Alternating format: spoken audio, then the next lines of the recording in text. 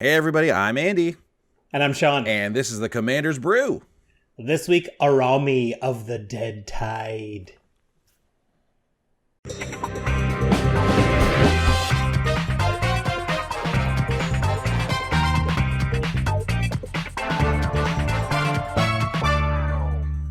Hey everyone, thanks for checking us out here on YouTube. It's the Commander's Brew, back with another brand new deck tech. If you like what you're seeing, subscribing is a great way to help us out. Another really great way to help us out is going over to our Patreon, patreon.com/commandersbrew, and you can donate directly there and actually get involved in helping us brew these decks. You're going to see today that's exactly what happened here. We got all the Discord in there, and they were popping off and making all kinds of new suggestions and everything like that, and we had a great time. So check us out, patreon.com/commandersbrew. Other perks as well. But without further ado, we're going to get into this week's deck tech. All right, Sean, so this week we're brewing with Commander Legends. It was tough to pick. There's so many, like we were talking about, there are literally thousands of possibilities here, right? There's like over 1,000 possibilities with the partners and everything. But what we decided on is one, as I mentioned in the set review, is one of my most favorite commanders from the set, and the one I was sort of the most excited to brew with. It's Araumi of the Dead Tide. I'll just go ahead and read Araumi before we get too deep into this.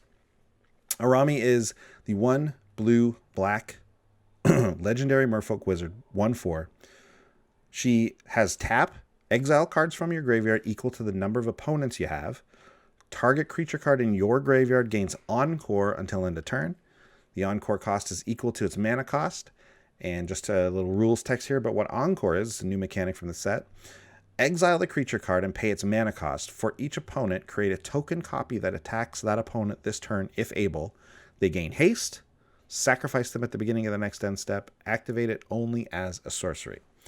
So, I mean, this is like Unearth, but Unearth meets Blade of Selves, kind of. So we're going to get not only we can do it on anything, and we're getting the ETB effects, but it's also sacrifice, it's not exile. So we're also going to get dies triggers, all kinds of madness, as you'll see. So there's a lot of possibilities. You can go in a number of different ways with this deck. And as you'll see, we found a really fun and interesting way to do this. So, we met up in the Discord, and we brought up the commander, and then our boy Matt is men. Matt had a great idea. He said, "Hear me out." He said, "Dimir allies," and it's been a long time since we brewed with allies or at all. And so I was like, you know what? Let's give it a shot. Let's try it out. So then we started brewing, and lo and behold, it makes a fun deck. And the great thing about it is it's not so focused in on allies that we have to have allies for this to work. I mean, there's enough Dimir allies that it's not hard to get them or anything, but there's just a number of just great cards and great allies that work with these cards and everything. So it's some great synergy here that's really good. So we've brewed a really fun deck here. I can't wait to get into it. That makes a lot of sense. Like, allies are the tribe that a lot of things. Blade of Selves, we're all imagining Gary. That's what we just want to do with Blade of Selves, because you want to get more things. But allies just want to see more allies. So, like, you don't have to there's no like, this is my encore target. The whole deck wants to make this my encore target. It's like, no, man, we'll encore whatever we need to. It'll all work. And the great thing about the allies is, even if you have none other ones out and you just want to encore one, they're great to just encore even on their own. Oh, yeah. Right? I love it. Because those allied triggers are going to see everything. It's going to be great. So let's start it off here. Let's set up the scene. Let's talk about the types of cards we're going to need to get us to where we want to be. And I think that in this deck, we're talking about getting our graveyard full, because we can't do any of this stuff unless we're exiling cards from our graveyard equal to the number of opponents we have. So for every time we want to encore something, we're going to have to exile. I'm assuming it's a game of 4. We're going to have to be exiling 3 things, right? So, Sean, just read the first 3 here. This is going to take us through. I love these cards. Dreamborn Muse, 2 blue, Spirit, 2/2. At the beginning of each player's upkeep, that player puts the top X cards of their library into the graveyard, where X is the number of cards in their hand. Your graveyard gets full. Everybody's does. Halimar Excavator, here's an ally, 1 and a blue, human wizard ally, 1/3. Whenever Halimar Excavator or another ally enters the battlefield under your control, target player puts the top X cards where X is the number of allies you control. So we're going to pick ourselves. And 1 Halimar, 1 card into the graveyard. If we encore them, each one sees the 3. So that's 9 cards in our graveyard. That's right. That's provided we have no other allies. Right. This thing gets big. Exactly. This is also notoriously the one that if you Rite of Replication, you can mill someone out with that activation just once. It gets pretty wild. I'm sorry if I stole a neat move. No, you didn't. You didn't. Don't worry. Okay. And then, of course, the Lord of Mill, Phoenix, God of Deception, 3 blue, black, legendary enchantment, creature god, 4/7 and indestructible. We know how the devotion thing is. You got to have enough blue or black pips for this to be a creature. In this case, 7.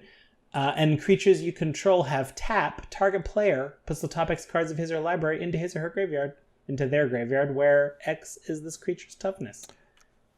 Puts big butt creatures, help you mill. It's just simply one of the best mill cards. It's just so difficult to get rid of, and all you need is creatures, basically, which is not obviously hard to come by.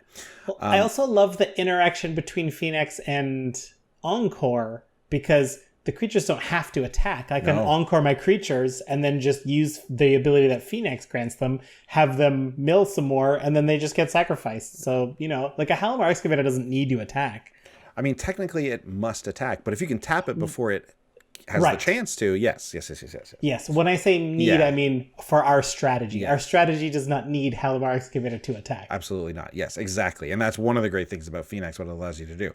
I want to just look back at Dreamboard Muse just for a second, because this is you turned me onto this card. I think it was even before we started this podcast. I think you had this in a deck or something. Or maybe you told me it would be good in a deck or something like that. But this card is really great because this is Commander. For the most part, we're going to have, even if it only has like 3-4 cards in your hand, this card's good. If everyone has 7 cards in their hand, like as a lot of Commander games, this card's incredible. Because we want to mill ourselves, obviously, right? We want to get stuff in our graveyard so that we can encore it. We want to be able to exile all those cards.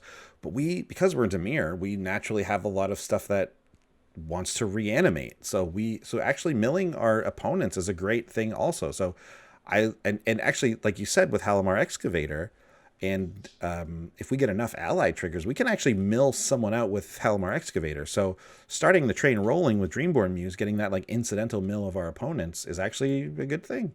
So yeah, these 3 work together. So that's our scene. That's what we want to be doing. We've got to have some full graveyard. So we got to make sure we took care of that, right? Next is what we always talk about, the vegetables. These are the boring parts that you got to include to make your deck run. But in this deck, it's a little different. So first things first, Swiftfoot Boots.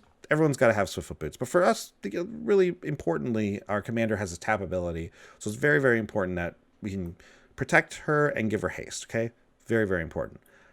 When we're talking about the other types of vegetables, your card draw, your ramp, and all that kind of stuff, well, we got some unique things. Pitiless Plunderer, because of when we encore something, those creatures die. So they don't get exiled or something. So Pitiless Plunderer is going to trigger off those. It's the 3 and a black for the 1/4. Whenever another creature you control dies, create a colorless treasure artifact token with tap, sacrifices artifact, blah, blah, blah. You gain money. You know how it is. You gain mana. That means everything we encore turns into a treasure, which is really, really good. If we encore this and then things die, they turn into many treasures, right? We're talking about like casting your whole hand out after you've maybe if you have to encore a Pitiless Plunderer. Black Market is a similar thing. 3 black for the enchantment. Whenever a creature dies, I mean, we all know how crazy this card is. You put a charge counter on it, and then at the beginning of your pre-combat main phase, you add black for each charge counter on Black Market. This is obviously a classic commander staple, but in this deck it goes absolutely nuts with Encore, and obviously just let this sit on your table, let it for one go around, and I guarantee it's got a few counters on it when it comes back. Yeah. That's the style that our ramp is taking on. Our card draw is taking on a little different style. Sean, why don't you take these 2? Sure, we've got Youthful Scholar, Look at that youthful pose. I love it. So relaxed. youthful. So relaxed. 3 and a blue for a wizard, 2/2, and when Youthful Scholar dies, you draw 2 cards. I don't need to remind you, encored creatures do die, so if you encore Youthful Scholar in our default imaginary 4-player game, you're getting 6 cards back. So, 2 off of each one.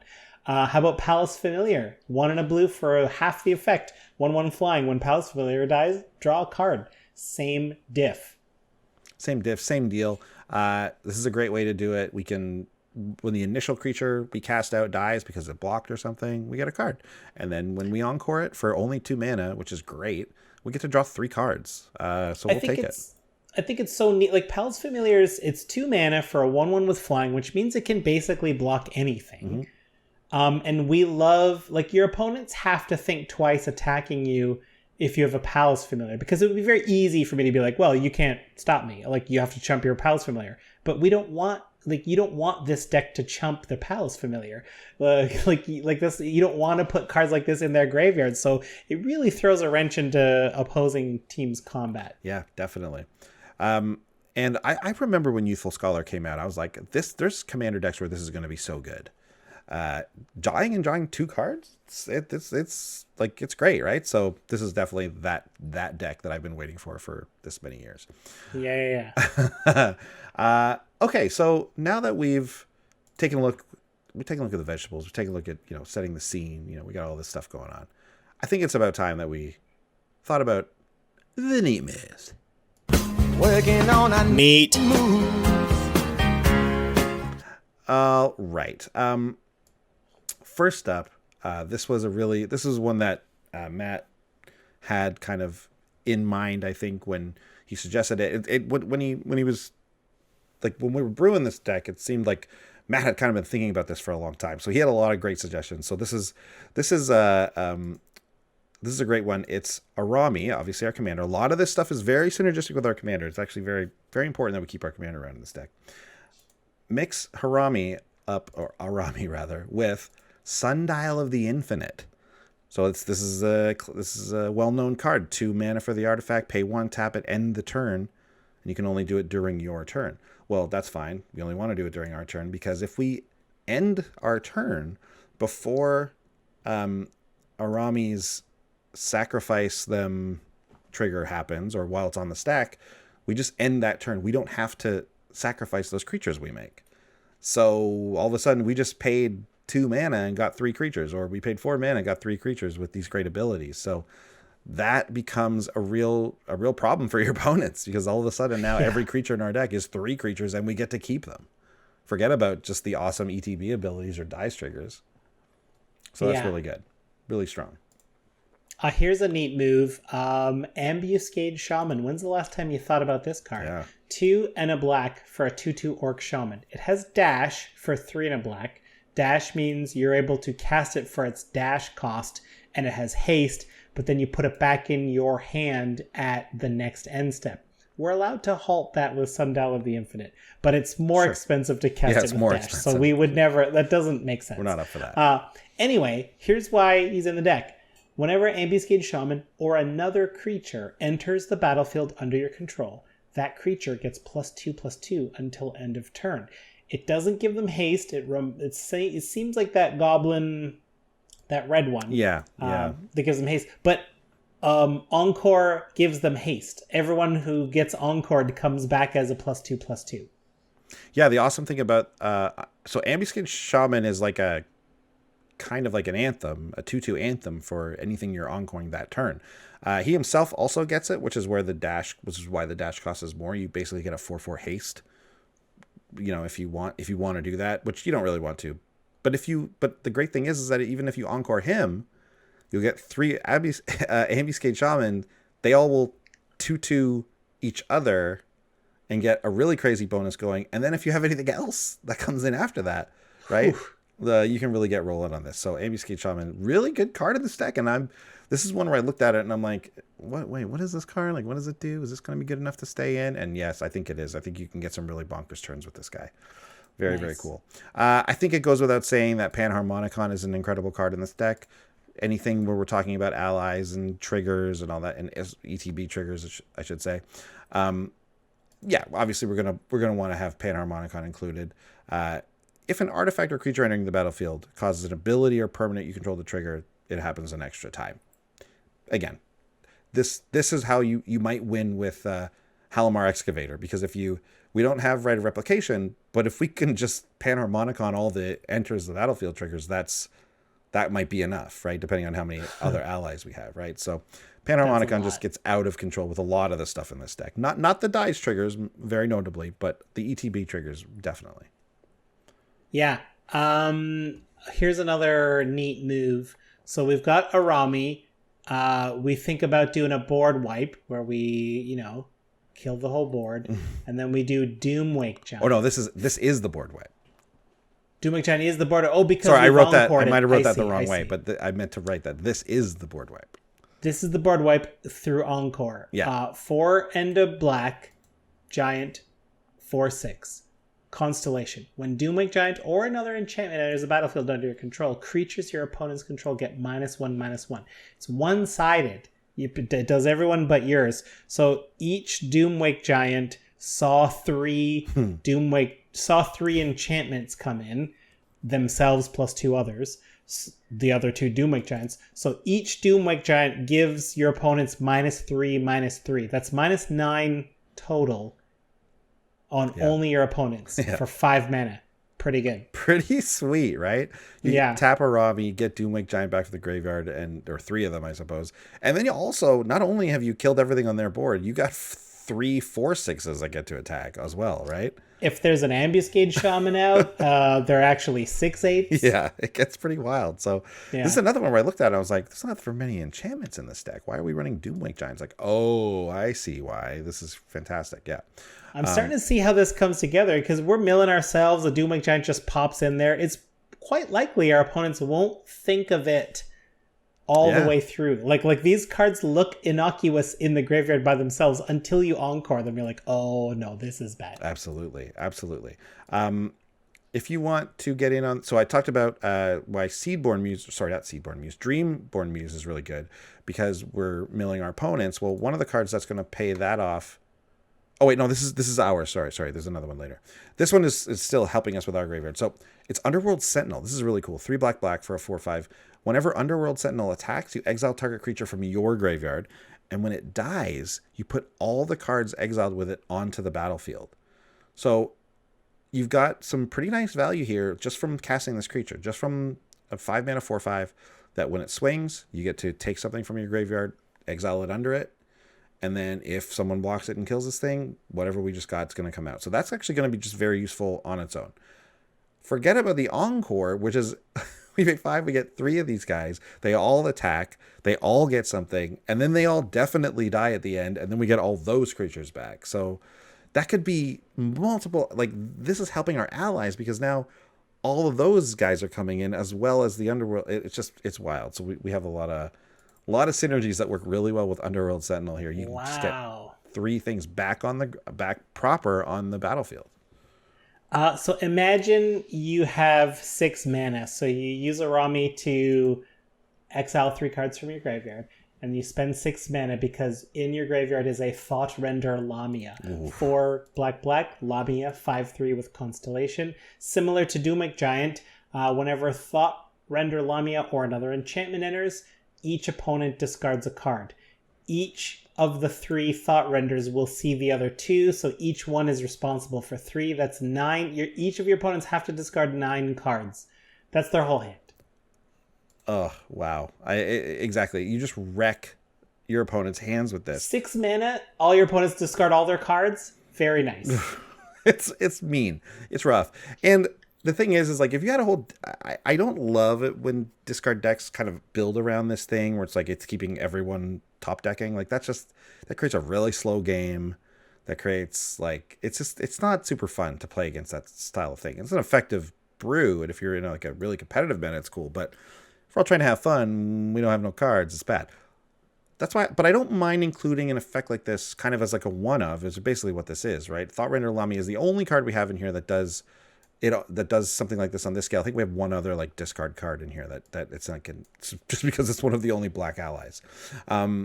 Yes, but this one has a massive effect But like we said, it's you exile this. Once you do this, it's done. So make sure you hit them at a good spot. But Thought Render Lamia can actually really give you it gives you a lot of space if you can do that. It gives you a lot of space to win the game because once your opponents are top decking, it's very tough for them. What is next? Oh, okay. So a very important kind of neat move we have in here is that we have a bunch of clone effects in here. I'm just going to read through a couple of them because there's some neat different ones here. Cemetery Puka is very interesting. It's a 1 and 2 hybrid Dimir, so 3 total for a 1/2. It's a shapeshifter. It says whenever a creature is put into a graveyard from play, you can pay 1, and if you do, Cemetery Puka becomes a copy of that creature and gains this ability. So the reason I really like this as a clone for this deck is that obviously we have a lot of things going to the graveyard a bunch. We have some sack outlets and things like that as well. So Cemetery Puka is going to allow us to hang on / kind of permanently, in air quotes, get back maybe one of our very important allies, or something like I was going to say Doomwake Giant, but that's not what I was thinking of. Just something where we're we want to keep this type of ally on the board. We want to keep our recursion guy on the board. Cemetery Puka can just become that creature, even if it's your opponent that's killing it, right? Can turn into your commander, which is very important, right? So that's really cool. I like this ability in this deck, and this is definitely a card that I've seen a bunch of times and just been if I want to clone, I want it to be able to enter the battlefield as the thing. You know what? But this is one where it's kind of the other way around. This is a Shadowmoor rare, which was a very old set. It was the Shadowmoor cards can be very expensive because very few of them were reprinted. This is less than $2, and I suspect that people have not realized that this card got a million times better with the new Commander Death change. Your commanders never used to go to the graveyard before, but now they visit the graveyard briefly and then go to the command zone. So Cemetery Puka is a backup commander in any Dimir deck, and I suspect people have not bought them accordingly because it's less than $2. Sean, are we gonna spike Cemetery Puka right now? Is that what's happening? I think we might. Are we gonna spike Cemetery Puka, a card that I have often basically laughed at for how bad I think it is? Right, but it's different. But you're right. Now. Absolutely, it is different now. Just saying that out loud, where I was it can also be our commander, which I just thought about. But hey, you're right. Right? It has to be a Dimir deck. So it's not one of these catch-all, goes in every single deck or anything. No. But think about Sultai decks. This is an incredible card for that, right? Right. I mean, Muldrotha, you'd love to have. I mean, in this case, you could even let the real Muldrotha die. Cemetery Puka becomes a new one, which lets you recast the original one from the graveyard, and then Cemetery Puka goes down, and then Cemetery Puka, you get to recast Cemetery Puka with now your OG Muldrotha and just have it waiting there in case anything happens to the original Sean, Muldrotha. Please stop. We don't need to be helping Muldrotha players, okay? It's true. We do not need to be helping the people playing Muldrotha. We don't need to be telling them ways to keep Muldrotha on the battlefield. I know. Amazing. Okay, well, I mean, there you go. Officially spiked. Look out, investors, because Cemetery Puka is now $100. But you're right. Shadowmoor cards go up really easily because of that, because there's a very low supply. Yeah, it doesn't take much for them to spike. No, it doesn't. And two of the other, I mean, this is really the main clone that I think is different than what we're all kind of thinking. But we also have Cackling Counterpart, which is 1 blue for the instant. That creates a copy of something you control. Also has Flashback, which is why it's notable for this deck, because we can mill it, get it in there, and then we can flash it back later in the game, mind you. It's 5 blue, it's 7, but it's always nice to have that option.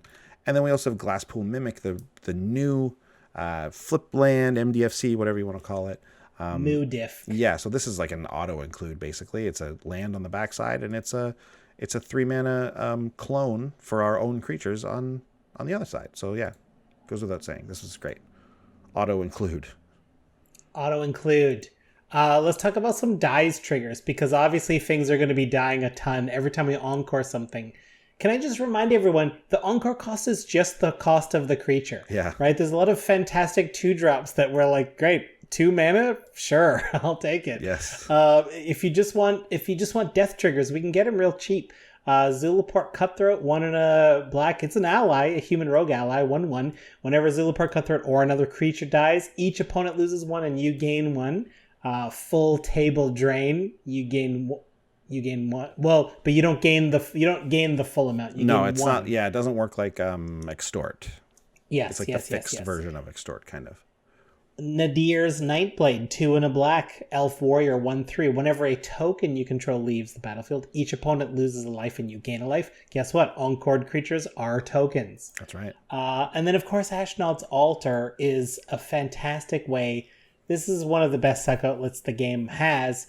3 generic for an artifact, sack a creature, add 2 colorless to your mana pool. Well, if anything, we've got everything we wanted out of these Encored creatures. We can sack them to Ashnod's Altar for 6 mana before that happens and keep the party rolling.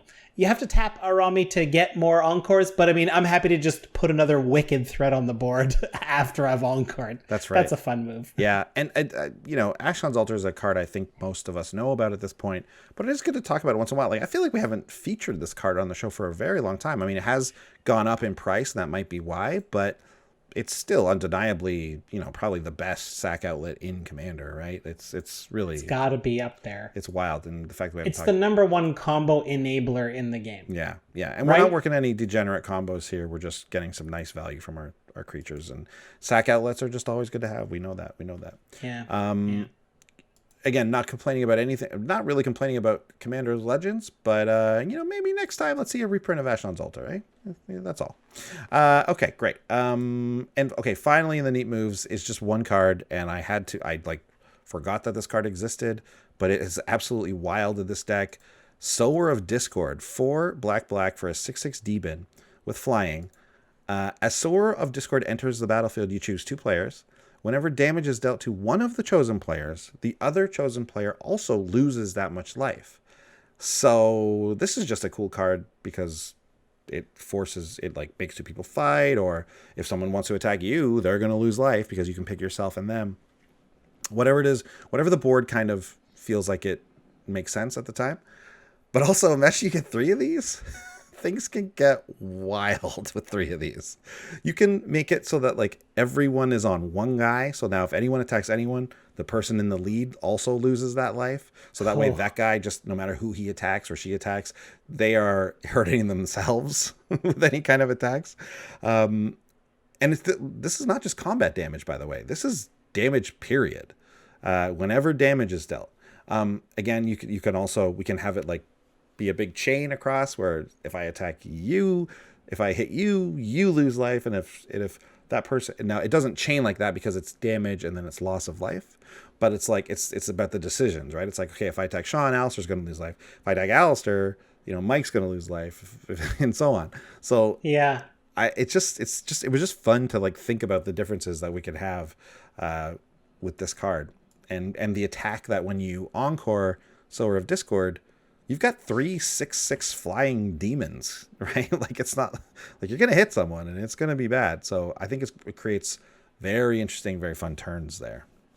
Well, and then you get to also you get 3 links when you encore this guy. So it's okay, well, Sword of Discord only has 1 clear attack against player B. Mm-hmm. So I'll encore them and I'll say when player B takes damage, player C also takes damage, and then 3 more times. So when player B takes the 6, player C takes 18. Because there's... That's right. or you could spread it out if you're not mean. Yeah, whatever makes sense, right? So I just want to... I just want to look at Araumi just for a second, because I want to see... Here she is.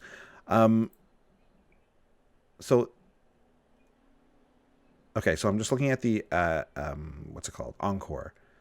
I just wanted to see, does each Encore creature have to attack a different opponent? Yes, each one has to attack a different opponent. But yes, yeah. Okay.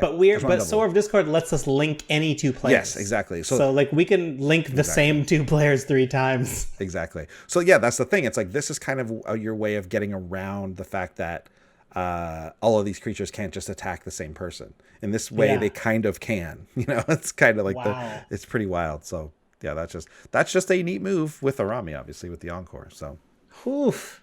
Ooh, yeah.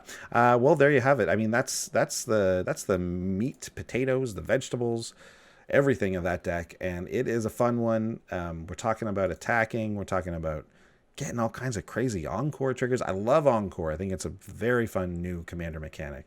Very, very into it. Discord helpers. I mentioned Matt as Men. He had, like I said, Matt had a lot of ideas going into this. I think it's a deck he's been thinking about since he saw this commander. So it was really nice to like link up with him and put all of our heads together. But also we had Dylan PH in there, Chiefy, Twin Slug, Nerds Flow, Nosrak. It was a quick brew. This deck came together really fast, so we actually didn't have a ton of time in the Discord for all like the normal amount of people to jump in, because we kind of reached a point where we're like, this is looking fun, so this is already kind of done. So yeah, it was great though, and I'm very happy with this, and I hope those guys are happy with it too, because it was in a bit of a different state when we left. We've talked about the Discord helpers. We've given our shouts out to them. And I do believe that means it's time for the budget report.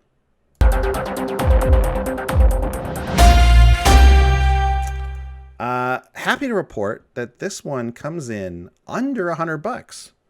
Nice. We had it around $80 to $95. There's also some TCG says it's like mid. The market is 120, but actually I think as always, there's like one card that it thinks is like $30 and it's not. So I, judging on it for myself, it looks like just under $100. Some notable things. I did not know this until doing the budget report today, but Pitiless Plunderer, the uncommon 4-mana 1/4 that makes the treasures when things die, is $5.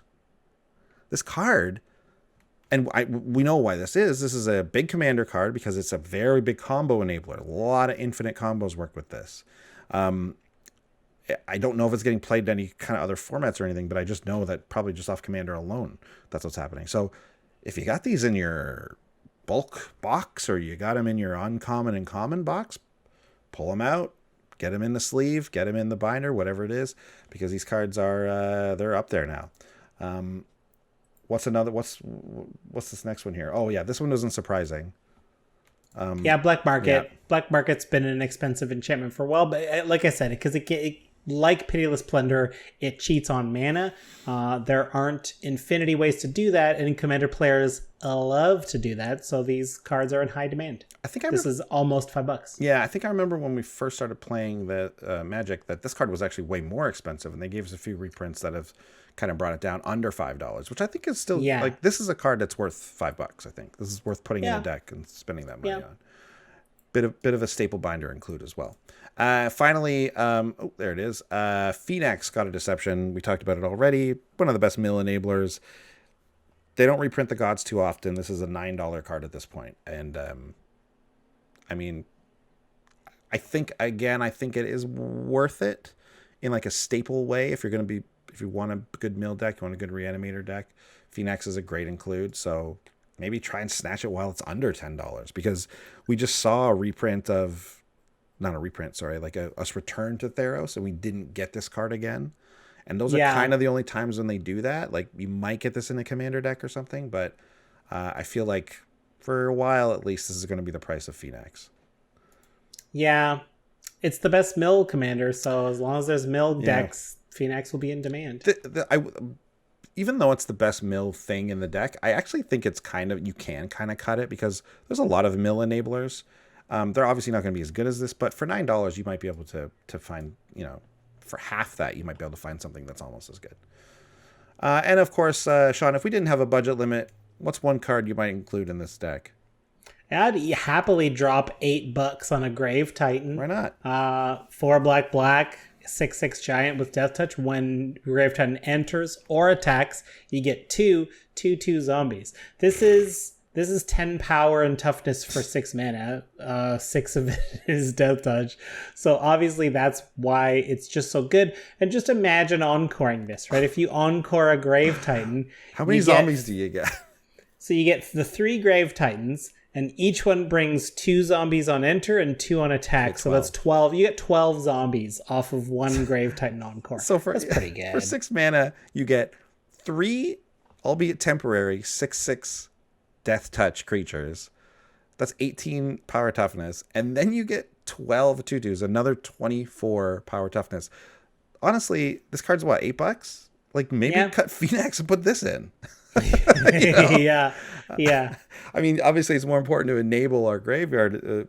If we don't have it in the graveyard, we can't do anything with it. There's other ways to do that. But there's any other ways to do that. I think that might be a big move, actually. I actually thought Grave Titan was more than that. That's why I put it in the no budget limit. Yeah. Thing.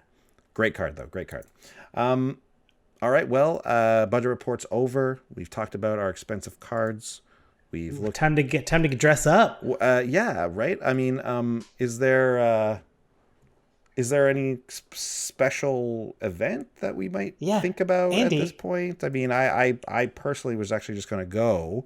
No, Andy, it's the Oddrix tonight. It's tonight? Is the It's right now. The Oddrix are... We're hosting. We're giving out an award. We're hosting? Yeah, it's okay. I've got a limo waiting out front, and our tuxedos are in the back seat. All right, well, let's make our way over to the Oddrix. Oh, wow, wonderful. We have our tuxes on. We are here at the wonderful Avicen Theater in beautiful downtown Innistrad. And I can see the tentacles of the Eldrazi coming through. I can see the mangled corpses of dead angels in the ceiling. And we're just having a wonderful time here giving away these awards. We are here to celebrate and honor the most accomplished achievements in Magic cards. And it is great to see all of you supporting us. Sheoldred, good to see you. Welcome. You're looking great. Glad to see you. Mizzix is here, casting numerous spells, sitting right next to Chris Pratt. Good to see you there. The worst Chris. How are you? The worst Chris. The worst Chris. Sorry to call you out. Sorry. From the podium of the Oddrix. We all knew it. We were all thinking it. It doesn't matter which excellent commander you've decided to pair yourself up with. Chris. Now it's time to get to the awards. That's right. Today's Oddrix Award goes to a pillar of the Magic card community. That card is, and the award, is the Darth Maul's Twin Award, and it goes to Nimana Sellsword. Thank you very much, Nimana Sellsword, the Darth Maul Twin Award. Looks like maybe this was a young Darth Maul before the tattoos, perhaps. A young Knight brother, if you're familiar with the Star Wars Clone Wars era. But this is him, no doubt. He just took those two blades and smashed them together and turned them into light. Thank you, Nimana Sellsword. Unfortunately, Nimana Sellsword couldn't be here to accept the award. So they have passed on some thank you notes to you, Andy. Would you please read them now? Okay, Nimana. Okay, let me just get them out here. Okay, here it is. Right. Okay, Nimana Sellsword would like to thank Ewan McGregor for the wonderful beard. Nimana Sellsword would like to thank Sheoldred for reanimating him and getting him back in the game. He would also like to thank Nirvana, the band, because that is the inspiration for the name Nimana was from the band Nirvana. Kurt Cobain, R.I.P. And of course, Ray Park. Absolutely. Also thank Ray Park because that's who played Darth Maul. Okay. What a wonderful time, Sean. As always, here at the Oddrix, I hope everyone had a wonderful time, and we will see everyone next week with a brand new deck tech and a brand new Oddrix Awards. Good night, everybody. Good night.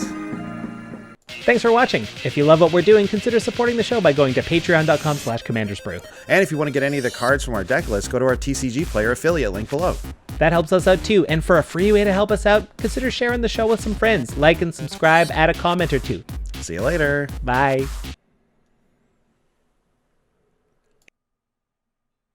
We're clear.